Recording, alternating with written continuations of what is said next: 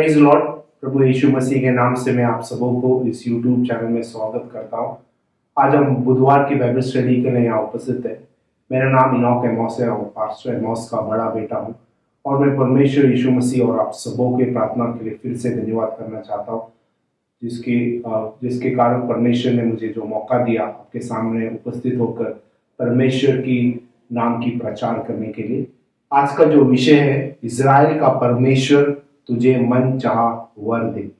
Israel का परमेश्वर तुझे मन चाहा वर दे। पहला शमूएल उसका पहला अध्याय और 17 वचन। पहला शमूएल पहला अध्याय और 17 वचन। आइए हम इस विषय में जाने से पहले प्रार्थना करेंगे और परमेश्वर से उसकी स्वर्गीय बुद्धि और ज्ञान को मांगेंगे। आइए हम प्रार्थना करेंगे। हे हमारे आकाश के मान परमेश्वर, इब्राहिम, इसहाक और याकूब के परमेश्वर, फिर से आपने हम सबों को इस शाम के वक्त आपके यूट्यूब चैनल के द्वारा उपस्थित किया, इसमें हम आपको धन्यवाद करते हैं लॉर्ड।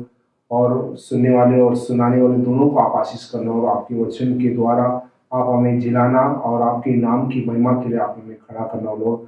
समझने और उस वचन के अनुसार चलने के लिए हमें आप सहायता और मदद करना। हमारे सारे पाप अपराधों को आप क्षमा करना लॉर्ड। आगे सारे समय आपके हाथों में सौंपता हूँ। छोटी सी विनती वो यीशु मसीह के नाम से मांगता हूँ, सुन और कबूल कर, आमीन। तो आज का जो विषय है, इज़राइल का परमेश्वर तुझे मन चाहा वर दे। जैसे अंग्रेजी में लिखता है कि God of Israel grant the Dai petition. तो अब हम पहले उस पिटिशन जो शब्द है, जिसे हिंदी में वर बोला है, लेकिन हम जब उसके पिटिशन जो शब्द उसका असली तर्जुमा हम जब अर्थ देखते हिंदी में, उसका मतलब ये है कि याचिका या विनती। पिटिशन जो शब्द है अंग्रेजी भाषा में उसे याचिका या विनती कहते, लेकिन हिंदी में यहाँ वर कहा है। अब हम पहले उस शब्द का अर्थ देखेंगे। वर या विनती, उसे इब्रानी भाषा में इला कहते हैं। इला का मतलब है अंग्रेजी में रिक्वेस्ट कहते हैं और उसे अनुरोध कहते हैं। इब्रानी भाषा में विनती या वर को इला कहते हैं। उसका मतलब है कि रिक्वेस्ट या अनुरोध। इब्रानी भाषा में वर या विनती उसको अतीमा कहते हैं। अतीमा का मतलब ये है कि रिक्वेस्ट और अनुरोध। तो अब हमने विनती या वर जो शब्द है उसका अर्थ हमने देखा। अब इस मुख्य विषय में 3 छोटे विषयों को देखेंगे। पहले हम उदाहरणों को देखेंगे। उदाहरण में हम जो विनती लोगों ने परमेश्वर के सामने किया और जो विनती लोगों ने राजा के सामने किया, उन उदाहरणों को हम देखेंगे। तो दूसरा विषय, लोगों ने अपनी याचिका या विनती कैसे प्रस्तुत की। और तीसरा है, लोगों ने परमेश्वर से विनती क्यों की। अंत में हम नए करार में इस विषय को हम समाप्त करेंगे। कुछ वचनों को नए करार से भी देखेंगे। अब हम पहले विषय में आएंगे। हम उदाहरणों को देखेंगे, कैसे परमेश्वर के दास और दासी और कैसे राजाओं ने परमेश्वर के सामने विनती किया और कैसे लोगों ने राजाओं के सामने विनती किया। इन सभी बातों को हम उदाहरण में देखेंगे। अब हम पहला उदाहरण हन्ना के विषय में देखेंगे। हम जब पहला शमूएल पहला अध्याय और 17 वचन और 27 वचन में हम जब आते, तो यहाँ हम हन्ना के विषय हम देखते हैं कि हन्ना,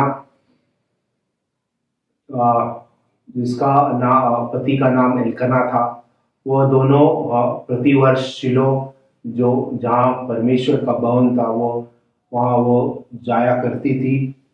और जैसे वचन में लिखता है कि हन्ना को बच्चे नहीं थे और परमेश्वर ने उसका कोख बंद किया था। जैसे वचन में लिखता है कि परमेश्वर ने उसकी कोख बंद कर रखी थी और हन्ना के जीवन में जो विरोधी पेनिन्ना भी उसे खूब चिढ़ाती थी और उसे परेशान करती थी। और इस सभी बातों में हन्ना परमेश्वर के सामने अपनी विनती को रखा। जैसे 17 वचन में लिखता है कि वहाँ एली जो याजक था, उसने हन्ना से कहा एली ने कहा कुशल से चली जा, जैसे अंग्रेजी में लिखता है गो इन पीस, शांति से चली जा या कुशल से चली जा, इज़राइल का परमेश्वर तुझे मन चाहा वर दे। आज हमने इस बातों को 17 वचन में देखा। अब जब हम 27 वचन में आते तो हन्ना खुद कहती है यह वही बालक है जिसके लिए मैंने प्रार्थना की थी और यहोवा ने मुझे मुंह मांगा वर दिया है। तो ये जैसे अंग्रेजी में लिखता है For this child I pray and the Lord hath given me my petition which I asked of him. So यहाँ हमने देखा कि हन्ना का जो विनती या याचिका थी कि उसे बच्चा नहीं था और इस कारण वो परमेश्वर के सामने अपनी विनती को रखा और परमेश्वर ने अपने नियुक्त समय पे परमेश्वर ने उस विनती को पूरा किया और हन्ना को एक बेटा दिया और उस बेटे का नाम शमूएल था। तो आज हमने इस पहले उदाहरण को देखा कि कैसे हन्ना ने अपने विनतियों को परमेश्वर के सामने रखा। अब हम दूसरा उदाहरण में आते हैं। हम जब दाऊद राजा के विषय में हम दूसरा उदाहरण देखेंगे। हम जब भजन संगीता 20वां अध्याय 5वां वचन में ये लिखता है दाऊद जो इज़राइल का राजा था और वो इज़राइल को 40 वर्ष राज किया और उसके जीवन में बहुत सारे शत्रु थे और परमेश्वर ने उन सारे शत्रुओं को परमेश्वर ने उसे सुरक्षित रखा और उसे बचाया और उस समय परमेश्वर के दास दाऊद राजा ने काफ़ी विनंतियां परमेश्वर के सामने की। और हम जब 20वां वचन और उसका 20वां अध्याय 5वां वचन में आते तब दाऊद राजा यह लिखता है तब हम तेरे उद्धार के कारण ऊंचे स्वर से हर्षित होकर गाएंगे और अपने परमेश्वर के नाम से झंडे खड़े करेंगे, यहोवा तुझे मुंह मांगा वरदान दे। तो यहाँ हम देखते हैं कि जैसे इंग्लिश में लिखता है कि Lord fulfil all thy petitions. तो यहाँ हम देखते हैं कि दाऊद राजा भी यही लिखता है कि परमेश्वर हमारे विनतियों को पूरा करने वाला परमेश्वर है। और जैसे परमेश्वर ने दाऊद राजा के जीवन में उसके विनतियों को पूरा किया और आज हमने इन दो उदाहरण को देखा कि कैसे परमेश्वर ने हन्ना और दाऊद राजा के जीवन में उनके विनतियों को पूरा किया।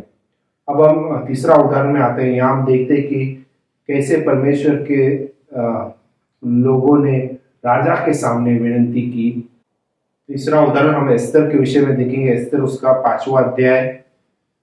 और हम जब एस्तर के किताब में आते हैं यहाँ 6 बार विनती या पिटिशन जो शब्द है उल्लेख किया है। हम जब 5वां अध्याय 6वां 7वां 8वां वचन, 7वां अध्याय 2रा और 3रा वचन, 9वां अध्याय और 12वां वचन, यहाँ हम इस सभी वचनों में विनती जो शब्द है हम देखते हैं। और अब हम जब 5वां अध्याय 6वां वचन में आते हैं तो यहाँ हम देखते हैं कि वो जो वहाँ का जो राजा था एशरस ने एस्तर रानी से पूछा कि उसकी विनती क्या है। एस्तर रानी ने राजा को एक बैंक्वेट पे या एक भोजन के लिए आमंत्रित किया था राजा और हामान को। और उस 6वां वचन में लिखता है कि भोज के समय जब दाखमधु पिया जाता था तब राजा ने एस्तर से कहा तेरा क्या निवेदन है वो पूरा किया जाएगा, तू क्या मांगती है मांगा और आधा राज्य तक तुझे दिया जाएगा। तो यहाँ हम देखते हैं कि राजा ने एस्तर रानी से पूछा कि तेरा क्या विनती है या तेरा क्या मांग है वो उसे पूरा किया जाएगा। तो आज हमने इस तीसरे उदाहरण को भी देखा कि एस्तर रानी ने अपने जो विनती को राजा के सामने रखा और राजा स्वयं एस्तर रानी से पूछा कि तेरा क्या विनती तेरा क्या मांग है। आज हमने इस 3 उदाहरण को देखा। चौथा उदाहरण दानियल के विषय में। हम जब दानियल के 6वां अध्याय 7वां वचन 12 वचन और 13 वचन में आते तो यहाँ हम देखते हैं कि दानियल जो परमेश्वर का एक विश्वास योग्य दास था और उसके अंदर एक उत्तम आत्मा थी और उसके अंदर कोई दोष नहीं था। जबकि सारे लोगों ने दानियल के विरुद्ध युक्ति की कि उसका कोई दोष निकाले, लेकिन वो कोई दोष न उन्होंने पाया। लेकिन उनका उसका दोष यही था कि वो 3 बार परमेश्वर से विनती करता था। और इसके प्रति हम जब 7वां वचन पढ़ते हैं, 6वां अध्याय के 7वां वचन, यह लिखता है कि राज्य के सारे अध्यक्षों ने और हकीमों, अधिपतियों और न्यायियों और गवर्नर गवर्नरों ने भी आपस में सम्मति की है कि राजा ऐसा आज्ञा दे और ऐसी कड़ी आज्ञा निकाले कि 30 दिन तक जो कोई, हे राजा, तुझे छोड़ किसी और मनुष्य या देवता से विनती करे, वह सिंहों के मांद में या कुएं में डाल दिया जाए। तो यहाँ हम देखते हैं कि डैनियल के समय विनती न करने के लिए उन्होंने एक आज्ञा निकाला। तो आज हमने इस बातों को भी देखा कि डैनियल के समय कैसे लोगों ने डैनियल के विरुद्ध युक्ति किया और सभी लोगों ने सम्मति कर यह आज्ञा निकाला कि 30 दिन तक कोई परमेश्वर या मनुष्य के सामने विनती नहीं कर सकता है, और वो यदि वो करे तो उसे सिंह के गुफे में डाल दिया जाएगा। तो आज हमने इन 4 उदाहरणों को देखा कि कैसे परमेश्वर के दास और दासी और राजाओं ने विनती की, और उन सारी विनतियों को अंत में हम देखते हैं कि परमेश्वर ने उनके सारे विनतियों को पूरा किया। आज हमने इस पहले विषय को हमने यहाँ समाप्त किया। अब हम जब दूसरा विषय में आते हैं तो हम देखते हैं कि लोगों ने अपनी याचिका या विनती कैसे प्रस्तुत की। अब दूसरा विषय है कि लोगों ने अपनी याचिका या विनती कैसे परमेश्वर के सामने प्रस्तुत की। हम पहला हन्ना के विषय में देखेंगे। हन्ना, हम जो पहला शामिल उसका पहला अध्याय और 7वां वचन और 10वां वचन और 12 वचन में आते, तो यहाँ हम देखते हैं कि हन्ना जिसको कोई संतान नहीं था, और हन्ना एक बांझ थी, और वचन लिखता है कि परमेश्वर यहोवा ने उसकी कोख बंद कर रखी थी। और इस कारण हम जब 7वां वचन पढ़ते हैं तो ये लिखता है कि हन्ना अपने पति एल्कना के साथ प्रति वर्ष शिलो में, जहाँ परमेश्वर का भवन था, वो जाया करती थी। जैसे वचन में लिखता है कि वो उस नगर में सेनाओं के यहोवा को दंडवत करने और मेल बलि चढ़ाने के लिए शिलो में जाता था। तो यहाँ हम देखते हैं कि पहला चीज, हन्ना ने प्रति वर्ष एल्कना उसके पति के साथ शिलो, जहाँ परमेश्वर का भवन था, वो वहाँ जाया करती थी। सेनाओं के यहोवा को दंडवत करने और मेल बलि चढ़ाने के लिए वो शिलो जाया करती थी। हाँ, यार हमने पहला चीज को देखा। हम जब 10वां वचन में आते हैं तो ये लिखता है कि हन्ना ने यहोवा से प्रार्थना किया। तो हम देखते हैं कि दूसरा चीज जो हन्ना ने किया, कि हन्ना ने कैसे विनतियों को परमेश्वर के सामने रखा, वो दूसरा है कि यहोवा से वो प्रार्थना करने लगी, और तीसरा है वो बिलक बिलक कर रोने लगी। तो आज हमने 3 चीजों को देखा कि कैसे हन्ना ने अपने विनतियों को परमेश्वर के सामने रखा। हम जब 12 वचन में आते हैं तो यह लिखता है कि प्रार्थना करना जारी रखा। तो यहाँ हम देखते हैं कि चौथा चीज, हन्ना ने उस प्रार्थना को, जैसे इंग्लिश में लिखता है, शी कंटिन्यूड प्रेइंग।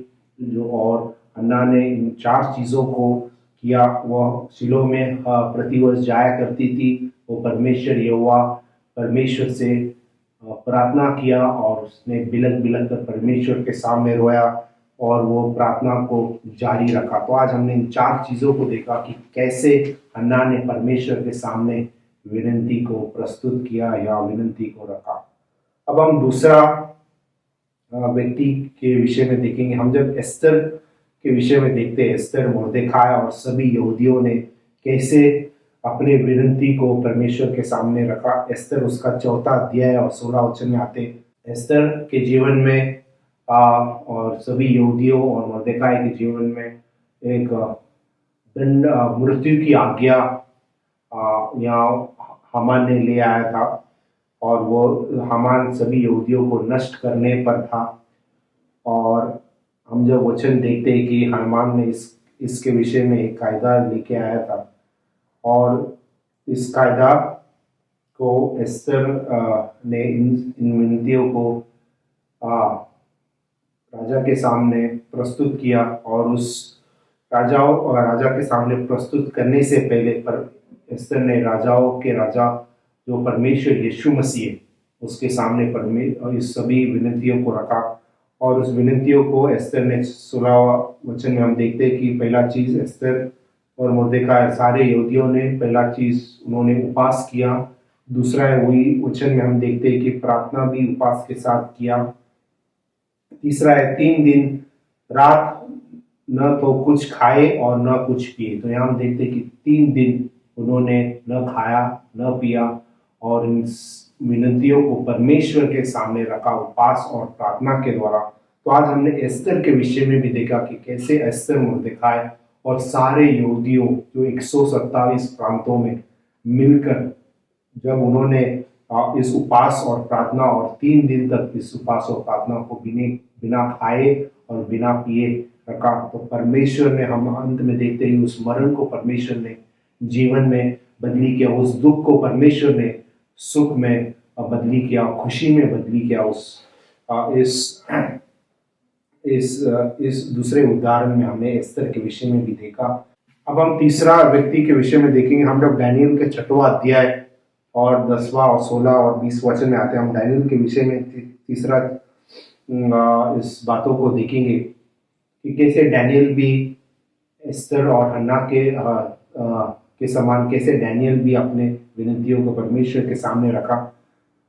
और जैसे हम देखते हैं कि डैनियल एक विश्वास योग्य व्यक्ति था और उसके अंदर एक उत्तम आत्मा थी।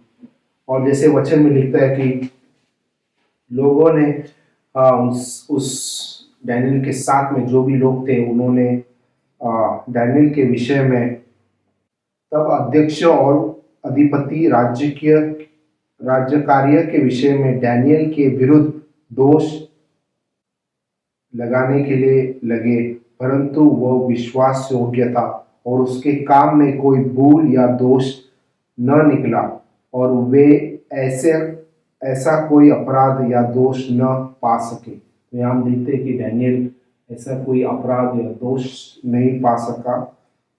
और हम जब 10वां वचन में आते हैं, 6वां अध्याय 10वां वचन में लिखता है कि डैनियल 3 बार अपने परमेश्वर के सामने घुटने टेकता था। तो हम देखते हैं कि पहला चीज जो डैनियल ने किया वो 3 बार परमेश्वर के सामने घुटने टेकता था। और उसके साथ ही हम जब 10वां वचन में देखते हैं वो प्रार्थना और धन्यवाद, तीसरा है धन्यवाद करता था। और वो प्रार्थना और धन्यवाद करता था अपने रीति के अनुसार, वैसे ही तब भी। तो यहाँ हम देखते कि जब वो आज्ञा डैनियल को पता चला कि वो आज्ञा निकल चुका है, और तब डैनियल पहले के समान वो अपने कोठरी में जाकर, जिसके दरवाजा यरूशलेम की ओर खुली रहती थी, उस मान परमेश्वर के सामने उसने दिन में 3 बार घुटने टेकता था वो, और उसके साथ वो प्रार्थना और धन्यवाद भी करता था। दूसरा और तीसरा चीज। और चौथा चीज है, हम जब 16 और 20 वचन में देखते हैं कि राजा ने स्वयं डैनियल को कहा, जिस परमेश्वर की तू नित्य सेवा या नित्य उपासना करता है वो तुझे जरूर बचाएगा। और चौथा है नित्य उपासना। और ये 4 चीज ये है कि वो दिन में 3 बार परमेश्वर के सामने घुटने टेक कर प्रार्थना करता था, वो पहला चीज है। दूसरा है वो प्रार्थना करता था। तीसरा है वो धन्यवाद भी करता था। और चौथा है वो नित्य उपासना करता था। तो आज हमने डैनियल के विषय में भी देखा कि कैसे डैनियल भी हन्ना और एस्तर के समान, कैसे डैनियल भी अपना विनती को परमेश्वर के सामने रखा। आज हमने इन 2 विषयों को देखा। अब हम तीसरे विषय में आएंगे, लोगों ने परमेश्वर से विनती क्यों की। यह तीसरा चीज हम देखेंगे। हम यहाँ भी हम हन्ना के विषय में देखेंगे पहले कि कैसे हन्ना ने और हन्ना की क्या विनती थी। और हम जब पहला शामिल उसका पहला अध्याय 5वां और 6वां 7वां वचन में आते, यहाँ देखते कि पहला चीज हन्ना को बच्चे नहीं थे, वो एक बांस थी। और हम जिस पांचवा वचन में देखिए, यहोवा ने उसकी कोख बंद कर रखी थी, यह पहला विनती था, परंतु उसकी सौत इस कारण से कि यहोवा ने उसकी कोख बंद रखी थी, उससे अत्यंत चिढ़ाकर कुड़ाती रहती थी। तो यहाँ हम देखते हैं कि हन्ना के विषय में कि दूसरा विनती यह था कि उसका जो सौत है, पेनिना, जो जैसे अंग्रेजी में लिखता है कि एडवर्सरी प्रोवोक्ड, विरोधी उसे, जो पेनिना थी उसे अत्यंत चिढ़ाकर कुड़ाती रहती थी। तो आज हमने इस हन्ना के जीवन में उसके दो विनंतियों को देखा कि पहले वो उसे उस परमेश्वर ने उसके कोख बंद कर रखी थी, और उसका जो विरोधी पेनिना अत्यंत उसे चिढ़ाकर कुड़ाती रहती थी। आज हमने पहले चीज हन्ना के विषय में देखा। दूसरा हम जब एस्तर के विषय में देखते कि एस्तर की क्या विनंती थी। जैसे वचन में लिखता है कि एस्तर की विनंती यह थी कि एस्तर, उसका तीसरा अध्याय छठा वचन में, इसलिए हामान ने अश्शूर के राज्य के में रहने वाले सारे यहूदियों को भी मोर्देकाई की जाति जानकर नष्ट कर डालने की युक्ति निकाली। तो यहाँ हम देखते हैं कि एस्तर की यही विनती थी कि उसके उसके जीवन और उसके सारे यहूदियों के जीवन को यहाँ हामान नष्ट करने पर था, और वो नष्ट कर डालने के लिए उन्होंने युक्ति निकाली, और वो एक आज्ञा निकालने पर था। और यह एस्तर और मोर्देकाई और यहूदियों के विनती थी कि उनके ऊपर मरण था, और उस मरण को अंत में हम देखते कि परमेश्वर ने जीवन में बदली किया। तो आज हमने एस्तर के विषय में एस्तर की विनंतियों को देखा। अब हम डैनियल के विषय में, हम जब डैनियल के छठवां अध्याय सातवां वचन में आते हैं, और डैनियल के समय कि यह कायदा निकाला था कि कोई व्यक्ति 30 दिन तक उसके परमेश्वर या कोई व्यक्ति को विनंती नहीं कर सकता है। यदि वो किए तो उसे उस सिंह के गोए में डाल दिया जाएगा, या सिंह की माद में डाल दिया जाए। तो यह डैनियल के विषय में हम जब छठवां अध्याय सातवां वचन पढ़ते, राज्य के सारे अध्यक्षों ने और हाकिमों, अधिपतियों, न्यायियों और गवर्नरों ने भी आपस में सम्मति की कि राजा ऐसी आज्ञा दे और ऐसी कड़ी आज्ञा निकाले कि 30 दिन तक जो कोई, हे राजा, तुझे छोड़ किसी और मनुष्य या देवता से विनंती करे, वह सिंहों की माद में डाल दिया जाए। तो यहाँ हम देखते हैं कि डैनियल के विषय में भी हमने देखा कि डैनियल के समय में भी विनंती करना मना था, और वहाँ वो एक कायदा निकाला था, और इसके विषय में भी हमने देखा। और अंत में हम ये देखते कि कैसे परमेश्वर ने अपने दूत को भेजकर उस सिंहों के मुंह को परमेश्वर ने बंद किया, और कैसे परमेश्वर ने डैनियल को सुरक्षित उस सिंह के गुहे से परमेश्वर ने उसे सुरक्षित बाहर निकाल लिया। तो यहाँ हमने 3 विषय को देखा। अब हम अंत में, हम जब नए करार में आते हैं, यहाँ पौलुस जो परमेश्वर का जो दास है, वो अन्य जाति मंडली, जो फिलिपियो के मंडली को यह कहता है, फिलिपियो उसके 4 उसका 6वां वचन में यह लिखता है, जैसे हमने अब तक देखा कि इज़राइल का परमेश्वर, जैसे एली जो याजक था, हन्ना से कहा, इज़राइल का परमेश्वर तेरी विनंतियों को पूरा करे, या तुझे मन चाह वर दे। और वही इज़राइल का परमेश्वर, जो याहवे परमेश्वर है, वो हमारे लिए मनुष्य बनकर नए करार में हमारे पापों के लिए आया, और तीसरे दिन मरकर जी उठा। उस महान परमेश्वर ने हमारे, जैसे वचन में लिखता है, वो मनुष्य के बीच में डेरा किया। और वही परमेश्वर के विषय में पौलुस फिलिपियों की मंडली, जो अन्य जाति मंडली है, और उनसे यह कहता है 4 अध्याय 6वां वचन में, किसी भी बात की चिंता मत करो, परंतु हर एक बात में तुम्हारे निवेदन, प्रार्थना और विनंती के द्वारा धन्यवाद के साथ परमेश्वर के सम्मुख उपस्थित किया जाए। यहाँ हम देखते हैं कि पौलुस भी वही कहता है कि हमारे सारे विनती, प्रार्थना, निवेदन, धन्यवाद के साथ हम परमेश्वर के सम्मुख उपस्थित किया जाए। जैसे हमने जूने करार में देखा कि कैसे परमेश्वर के लोगों ने और दासों ने उनके विनतियों को परमेश्वर के सामने रखा और कैसे उन्होंने रखा और क्या उनकी विनती, इन सभी चीजों को देखा। और वही चीज परमेश्वर के दास पौलुस नए करार में लिखता है कि परमेश्वर के सम्मुख उपस्थित किया जाए। तो यहाँ हम देखते हैं कि हम भी आज जो अन्य जाति है और हमसे भी परमेश्वर का वचन यही कहता है कि हम भी हमारे सारे विनतियों को, जैसे पौलुस फिलिपियों के मंडी से कहता है कि हम परमेश्वर के सम्मुख उपस्थित किया जाए। तो आज हम भी हमारे सारे विनतियों को परमेश्वर के सामने उपस्थित किया जाए। हम जब पहला युवान 5वां अध्याय 14 और 15 वचन में आते हैं, यहाँ युवान जो परमेश्वर का जो प्रेरित है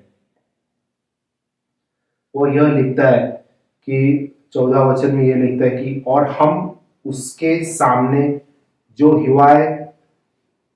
हियाव होता है और यह है कि यदि हम उसकी इच्छा के अनुसार कुछ मांगते हैं वह हमारी सुनता है। तो यहाँ हम देखते हैं कि हम जो भी परमेश्वर के सम्मुख मांगते हैं, यदि हम परमेश्वर की इच्छा के अनुसार मांगते हैं तो वो हमारी सुनता है। और 15 वचन में ये लिखते हैं कि और जब हम जानते हैं कि जो कुछ हम मांगते हैं वो हमारी सुनता है, तो यह भी जानते हैं कि जो कुछ हमने उससे मांगा है वो पाया है। तो यहाँ हम देखते हैं कि परमेश्वर युवान यह लिखता है कि हम जब परमेश्वर की इच्छा के अनुसार जो भी मांगते हैं वो हमारी सुनता है और वही परमेश्वर हमारी सुनकर वो हमारी मांगों को परमेश्वर पूरा भी करता है और उसे हम पाते हैं। तो आज हमने इन बातों को देखा नए करार में पौलुस के द्वारा और यूहन्ना के द्वारा। अंत में हम जब प्रेरित में आते, प्रेरित उसका 12वां अध्याय एक्ट्स चैप्टर 12 और उसका 3 से 5 वचन हम जब पढ़ते हैं, यहाँ हम देखते हैं कि पतरस को बंदीगृह में डाला गया था। और हम जब 5वां वचन पढ़ते तो ये लिखता है कि बंदीगृह में पतरस बंद था, परंतु कलीसिया उसके लिए लव लगाकर परमेश्वर से प्रार्थना कर रही थी। तो यहाँ हम देखते हैं कि नए करार में कलीसिया जब पतरस के समय जब वो बंदीगृह में था, तब हम देखते हैं कि कलीसिया पतरस के लिए लव लगाकर परमेश्वर से प्रार्थना कर रही थी। अंत में हम देखते हैं कि उस प्रार्थना के द्वारा परमेश्वर ने पतरस को उस बंदीगृह से निकाला। तो आज हम देखते हैं कि नए करार में जब मंडली या कलीसिया ने पतरस के लिए लव लगाकर परमेश्वर से प्रार्थना की, तो परमेश्वर ने उस प्रार्थना या विनती को परमेश्वर ने सुनकर पतरस को बंदीगृह से निकाला। तो आज हमने नए करार में भी देखा कि जब हम परमेश्वर के सामने हमारे सारे विनतियों को और निवेदन को और परमेश्वर के सामने धन्यवाद के साथ रखते तो के सम्मुख उपस्थित किया जाए, यह हमने पौलुस के द्वारा हमने देखा और यूहन्ना के द्वारा भी देखा कि हम जब परमेश्वर के सामने हम जब उसकी इच्छा के अनुसार मांगते, वो हमारी मांगों को परमेश्वर या विनतियों को सुनकर और उसके अनुसार वो उत्तर देने वाला परमेश्वर है। आज हमने इन सभी बातों को देखा। नए करार का, जुने करार का इज़राइल का परमेश्वर वही है, नए करार का यीशुआ परमेश्वर, और वही हमारे विनतियों को पूरा करने वाला परमेश्वर है। जैसे हमने डैनियल के विषय में देखा कि डैनियल एक विश्वास योग्य व्यक्ति था और वो 3 बार परमेश्वर से के सामने घुटने टेक कर प्रार्थना करते हुए और धन्यवाद करते हुए परमेश्वर के सामने नित्य जब उसने उपासना किया, तो परमेश्वर ने उसे उस सिंह के गुफे से, उस डेन ऑफ लायन से परमेश्वर ने उसे बचाया और उस परमेश्वर ने अपने दूत को भेजकर उसे बचाया। उस महान परमेश्वर की आज हम सभी लोग उपासना करते हैं और वो परमेश्वर चाहता है कि हम भी डैनियल के समान हम जब नित्य उपासना करेंगे तो परमेश्वर हमारी भी सारी विनतियों को सुनकर उसके अनुसार उत्तर देने वाला परमेश्वर है। जैसे परमेश्वर ने उस हन्ना की विनतियों को सुना, कि कैसे हमने ये भी देखा कि कैसे हन्ना ने प्रतिवर्ष शिलो में परमेश्वर के भवन में जाया करती थी उस बांझ की अवस्था में, और उस विरोधी जो हन्ना को जो हमेशा चिढ़ाती थी, उस सभी परेशानियों और मुश्किलों के बीच में जब हन्ना ने परमेश्वर से विनती किया, और परमेश्वर ने उस विनतियों को सुनकर परमेश्वर ने अपने असमय पर उस सारी विनतियों को पूरा किया। उस महान परमेश्वर को हम विनती करते तो वो परमेश्वर हमारी भी विनती को सुनकर उत्तर देने वाला परमेश्वर है। आइए हम इस वचन को समाप्त करने से पहले हम सभी लोगों के लिए प्रार्थना करेंगे, जो भी लोग जो बीमार है, तकलीफ में, पीड़ाओं में, इन सबों के लिए हम प्रार्थना करेंगे। परमेश्वर उनकी विनतियों को सुनकर परमेश्वर उन्हें उत्तर दे। आइए हम प्रार्थना करेंगे। ये हमारे आकाश के मान परमेश्वर, इब्राहिम, इसहाक और याकूब के परमेश्वर, फिर से आपने इस शाम के वक्त इस यूट्यूब चैनल के द्वारा हम सबों को जुड़ा है, इसमें आपको धन्यवाद करते हैं लॉर्ड। और जैसे हमने वचन में देखा कि इज़राइल का परमेश्वर तेरी विनतियों को पूरा करे, उस महान परमेश्वर को हम धन्यवाद करते हैं। सेनाओं के यहोवा, जो परमेश्वर ने इन सभी दासों को के विनतियों को आपने सुना, और सुनकर परमेश्वर आपने उन सबों की विनतियों को उत्तर दिया। उसी समान लॉर्ड आज जो भी लोग पीड़ा में, दुख में, तकलीफों में, बीमारियों में, परमेश्वर आप आपके वचन को बेचकर उन्हें चंगाई देना, उनके सारे पाप अपराधों को आप क्षमा करना, आपके खाए फटके से आप उन्हें चंगा करना, और उनके गिरे हुए परिस्थितियों में परमेश्वर आप उन्हें खड़ा करना, और आपके नाम के लिए उन्हें इस्तेमाल करना। और आगे सारे समय में आपके हाथों में सौंपता हूँ। छोटी सी विनती प्रभु यीशु मसीह के नाम से मांगता हूँ, सुन और कबूल कर, आमीन। परमेश्वर इस वचन के द्वारा आप सबों को आशीष करे। इज़राइल का परमेश्वर जिसने इन सभी दासों और दासियों के विनतियों को सुना, वही जिंदा परमेश्वर आज भी जीवित है। वो हमारी भी विनतियों को सुनकर उत्तर देने वाला परमेश्वर। Thank you, praise the Lord.